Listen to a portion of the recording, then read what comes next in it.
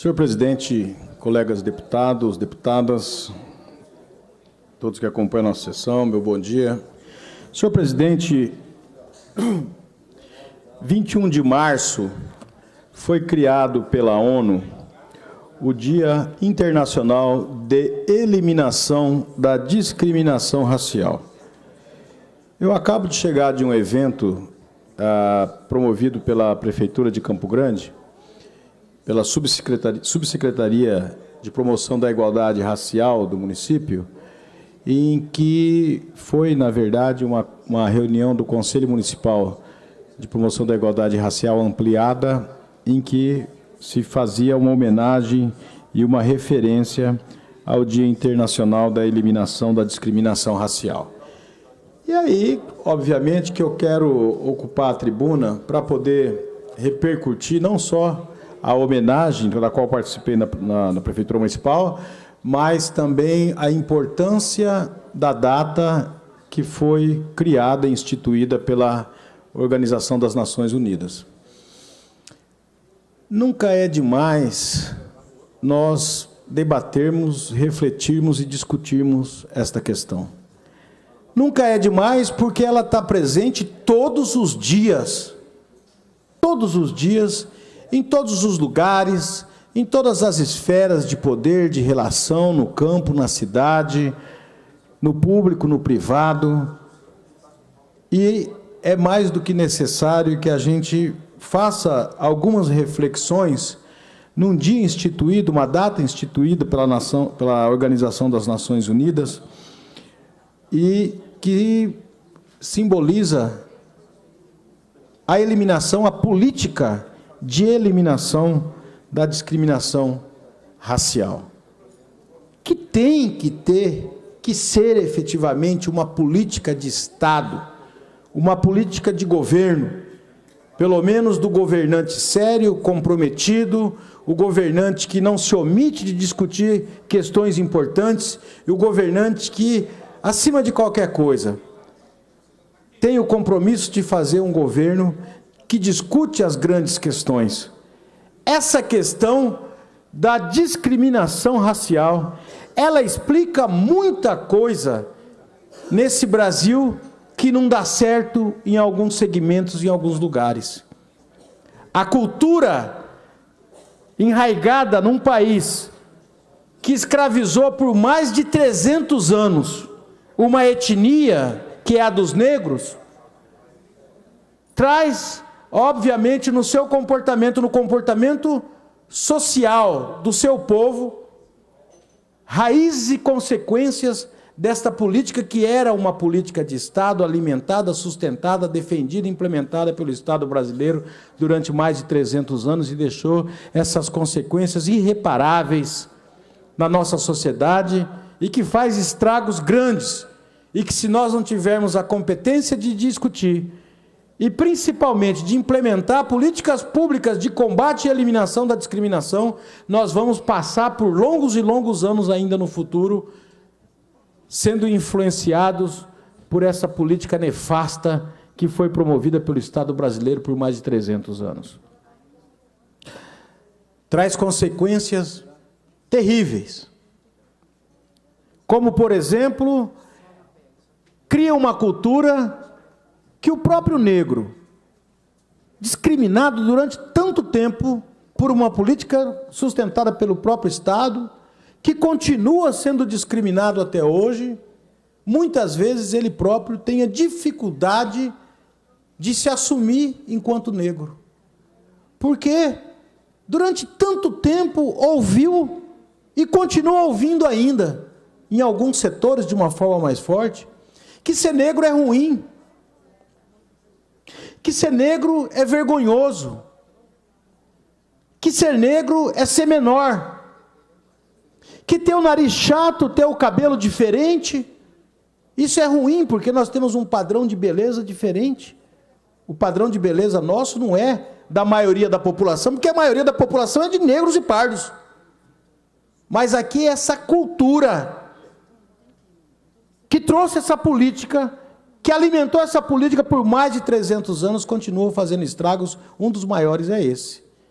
A questão da autoestima, a dificuldade que tem o negro de se assumir enquanto negro, de bater no peito com orgulho da sua raça, da sua origem, entender essa complexidade e se colocar como agente de mudança para que a gente possa construir um futuro diferente. Esse é um dos estragos bárbaros que essa política de escravização escravocrata no nosso país deixou como uma herança nefasta.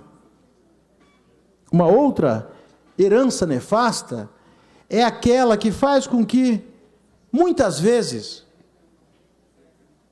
a maioria da população, isso é dado de pesquisa, inclusive, se coloca como não racista. Deputado João Grandão, que estava comigo também, participando do evento na Prefeitura Municipal. Nesse país, quando se pergunta se o sujeito é racista, mais de 90% da população afirma que não é racista.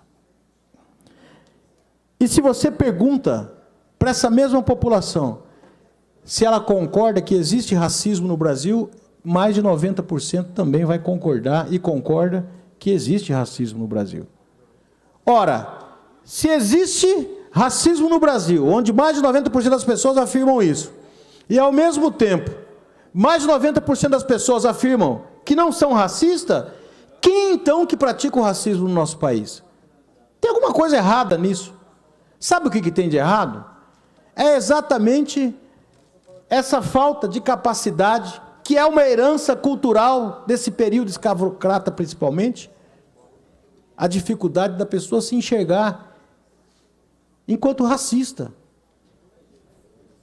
enquanto alguém que discrimina. E muitas vezes discrimina, e não é de uma forma maldosa, não é de uma forma intencional, mas discrimina. Sabe por quê? Porque às vezes acha que chamar o outro de escurinho, de negão, ou coisa desse tipo, isso é normal. Isso pode ser normal para quem fala, mas para quem ouve não é. E não deve ser, inclusive, para quem fala. Sabe por quê? Porque as pessoas têm nome. Por que ninguém fala brancão? Por que ninguém fala indião?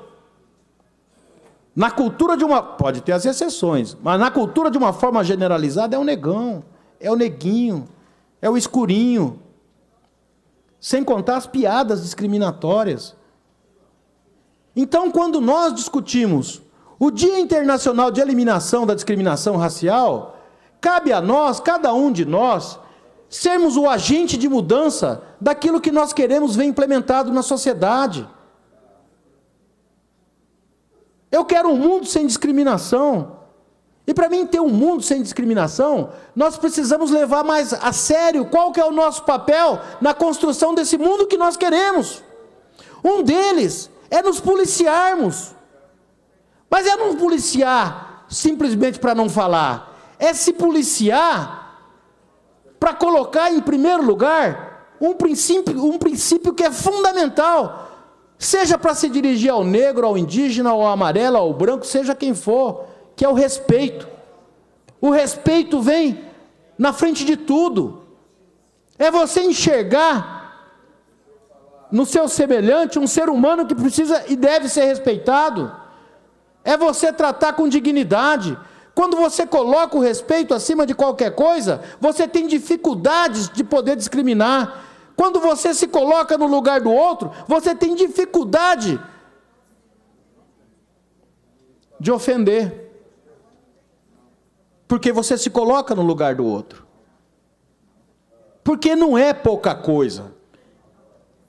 E quando hoje, mesmo depois da Constituição de 88 ter tornado o crime de racismo inafiançável, mesmo depois de alguns lugares termos delegacia de combate ao racismo, mesmo assim, muitas vezes, um sujeito que se sente discriminado, se dirige a uma delegacia, ele tem dificuldade de fazer uma denúncia, um boletim de ocorrência. Sabe por quê? Porque muitas vezes o agente de polícia, o delegado, seja quem for, ele chama o ofendido do lado e fala: olha, não houve discriminação, a pessoa fez uma brincadeira com você, não leva isso adiante, nem isso aí não.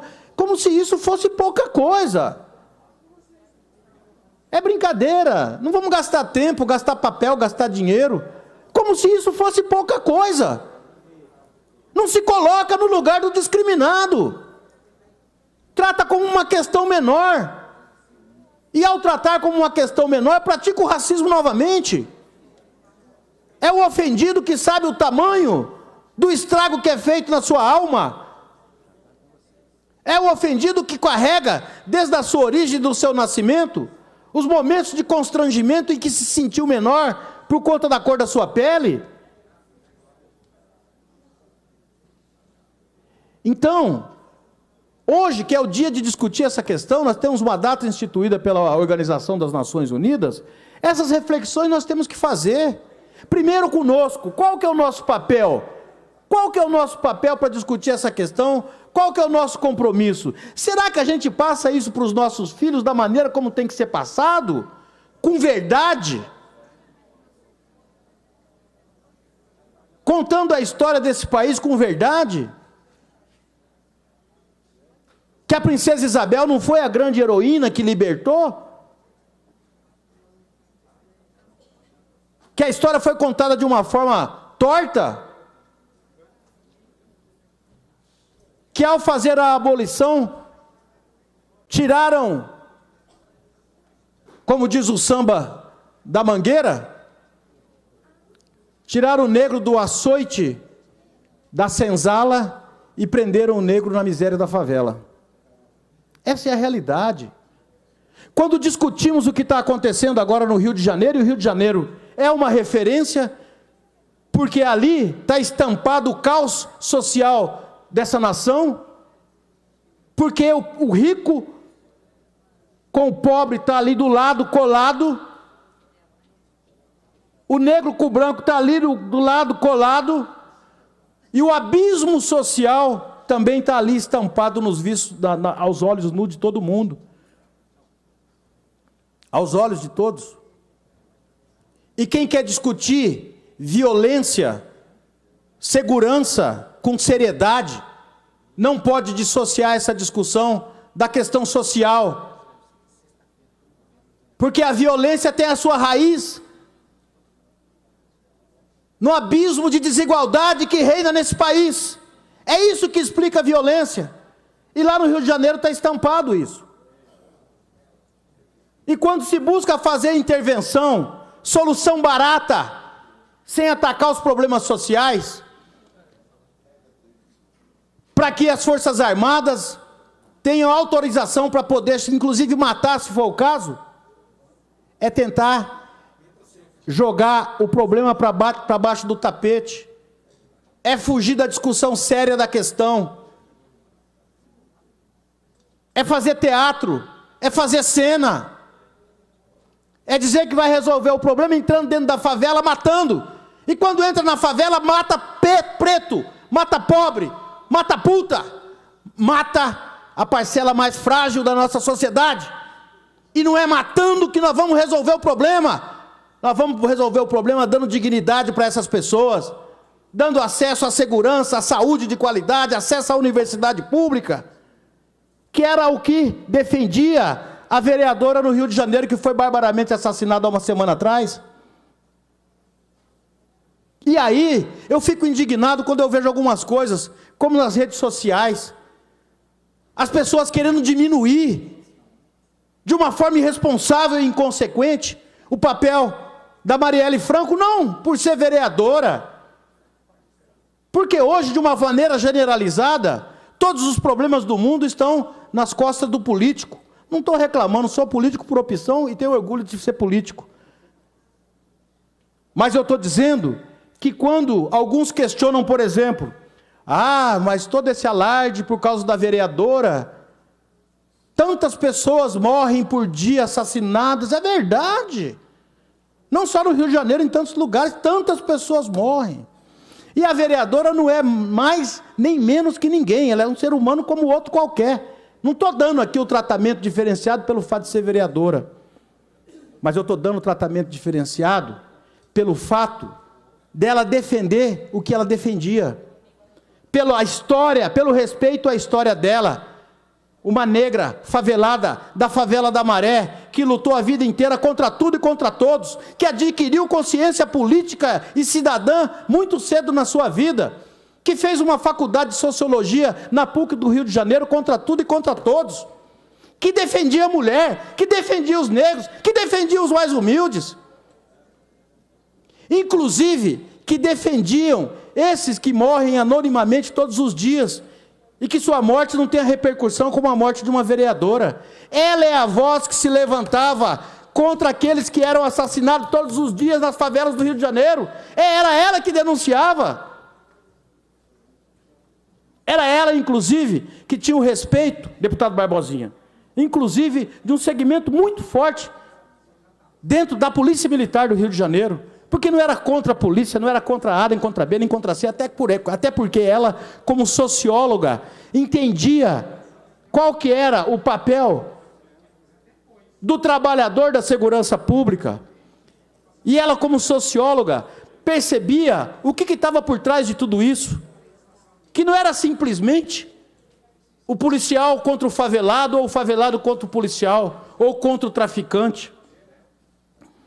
O buraco é mais embaixo, e ela entendia muito isso. E ela tinha uma militância que tem que ser respeitada. Porque, com certeza absoluta, ela, com 1 ano e pouco de mandato como vereadora, fez muito mais pela cidade do Rio de Janeiro do que muita gente que já governou aquele estado, que já foi prefeito, que foi vereador, que foi deputado, que é gente que está 3º, 4º, 5º mandato, que não fez 1/3 do que ela fez em 1 ano e pouco como vereadora. É essa questão que eu chamo a atenção, não é pelo fato da vereadora em si, é pela história, é pela postura, é pela militância, é por ser a voz dos oprimidos, é pela defesa, é pela ética. E aí, a que ponto que nós chegamos? Ontem o deputado Pedro abordou essa questão aqui, e não tem como hoje, dia 21, no dia de eliminação da discriminação racial, não voltar a essa discussão, porque ela é muito premente, ela está muito viva ainda, nos palcos de discussões das grandes questões do nosso país. Quando você vê uma desembargadora, nós estamos falando de uma desembargadora do Tribunal de Justiça do Estado do Rio de Janeiro, o tratamento que ela deu à vereadora, não só ela, como tantos outros, dizendo que a vereadora era casada com um traficante. E aí é engraçado a loucura que está imperando, e a irresponsabilidade da nossa sociedade, deputado Barbosinha, que as pessoas recebem uma notícia maldosa, e vão replicando aquilo, como se aquilo fosse verdade, e aí vai aumentando, alimentando e fortalecendo uma corrente de ódio, que interessa a quem essa corrente de ódio? Nós temos que discutir as coisas com razão, com racionalidade, mas com fraternidade no coração. O que tem que nos mover é a razão. O que tem que nos mover é a lógica, é o concreto de construir um país melhor. E quando você replica uma notícia maldosa e falsa, você está contribuindo para construir um país pior e não um país melhor. A gente tem que ser responsável nisso. A mulher nunca foi casada com um traficante, que foi eleita pelo tráfico. É jogar na lata do lixo, deputado Paulo Silva, a história de luta dessa mulher que saiu da miséria para fazer uma faculdade de sociologia. O senhor sabe o que é isso? Essa exceção, ela só acontece com muita luta e determinação, ela acontece à toa na vida das pessoas. Talvez para quem mora na Zona Sul, os mais bem aquinhoados, isso acontece com uma naturalidade. Mas quem tem a realidade da vereadora, isso não acontece com naturalidade, não. São exceções com muita luta que conquistam esse espaço. E foram isso que mataram. Quando a sociedade clama por político ético, quando a sociedade clama por gente comprometida, que tenha lado e faça uma luta sincera, em defesa principalmente da construção de um país menos desigual, e essas pessoas se apresentam e aparecem na sociedade, a sociedade vai lá e elimina. A sociedade vai lá e elimina. Mataram uma política de uma estatura ímpar, melhor do que um monte de gente que está na política nesse país. Foi isso que foi morto. Então nós estamos vivendo um momento muito crítico na vida social, política e institucional do nosso país. Os valores estão invertidos. O mal está imperando. As pessoas de boa fé estão ficando para trás. E hoje, quando a gente discute a questão da eliminação da discriminação, não tem como não abordar essas questões. Porque essas questões estão fazendo um estrago violento no nosso país de uma maneira geral. E, infelizmente, nós e os nossos descendentes no futuro vão pagar as penas, vão sofrer as consequências desse estrago todo que está sendo feito. Pois não, deputado Paulo Silva? Deputado Amarildo Cruz, eu, inicialmente, parabenizo Vossa Excelência, como fiz ontem com o deputado Pedro Kemp, hoje com o deputado Maurício Picarelli. Nós estamos ficando cansados. Acho que o discurso de Vossa Excelência hoje fala por todos nós. Cansa, enjoa, enoja, porque vivemos numa sociedade que se diz moralista demais, que se diz correta demais, mas quando acontecem barbaridades, quando se difama uma pessoa, uma história de vida, quando ceifam a vida, muitas pessoas querem se esconder atrás de teclas de computador, de celular, escrevendo impropérios, bobagens, absurdos, desgastando toda uma biografia. Aconteceu comigo aqui em Campo Grande, com a Operação Coffee Break. Aconteceu com outros membros desse parlamento. E os internautas deitam e rolam, falando absurdos, bobagens. E agora? Como é que fica? Fui absolvido 2 vezes, na civil e na criminal. E agora, para a família dessa moça, a Marielle, como é que fica? Para os seus eleitores, para sua filha, vendo falarem da mãe como se fosse um traste, como se não existisse. E ela era uma voz ativa. Ela denunciava as barbáries, inclusive da polícia. E tem que denunciar. Eu disse ontem aqui, se a polícia do Rio de Janeiro é podre, a nossa, deputado Paulo Corrêa, trouxe com muita propriedade ontem aqui a delegada Medina. Nós temos que aplaudir. Agora, o que tem que acabar é a hipocrisia. O hipócrita é o pior dos seres humanos. Com certeza. Aquele que fala que não existe preconceito racial, mentiroso. Existe sim. Quando você vai empregar um negro ou um branco, você escolhe o branco. Quando você vai dar uma chance para um de classe média ou para um de classe pobre, você vai pegar o de classe média.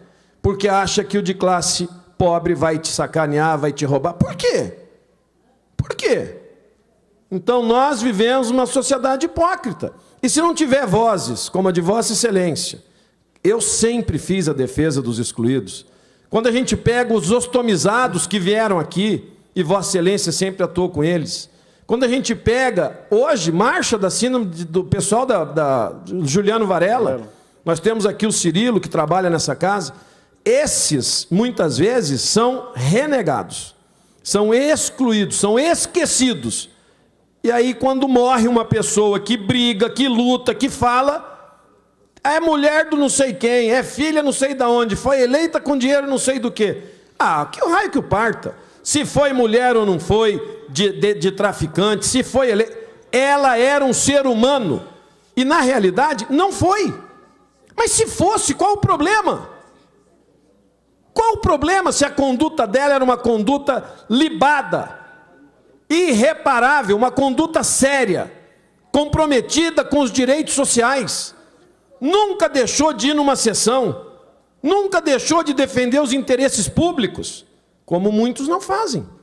E nós sabemos. Exatamente. Agora, por conta desses que não fazem, nós vamos ser todos taxados de porcarias por uma sociedade que muitas vezes injustamente nos coloca numa vala comum? Essa hipocrisia tem que acabar. Precisa sim de pessoas virem a essa tribuna falar como Vossa Excelência veio. Precisa sim colocar dedo em ferida. Nós não temos que ter medo da verdade, como nunca tive. Agora, vai enojando? Vai cansando? Vai. Por alguns momentos eu já pensei em desistir da vida pública e ficar só na medicina. Porque lá depende só de mim, no meu consultório.